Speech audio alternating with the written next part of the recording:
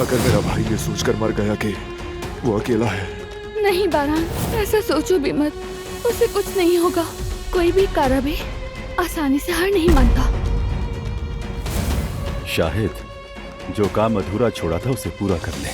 तो क्यों ना चलकर अपने मरीज की खबर लेते हैं। मेरी बीवी अपने दिल में औलाद के दुख के साथ ही मर गई। आपने कैसे उस बच्चे को माँ बाप से जुदा कर दिया? आखिर ये घर में कैसा शोर हो रहा है? आवाज बाहर तक आ रही है। मार डालूंगा मैं तुम्हें हसन। बहुत हो गया तुम्हें बर्दाश्त करते करते। बाबा प्लीज ऐसा मत करें। कुदरत साहब, बेटा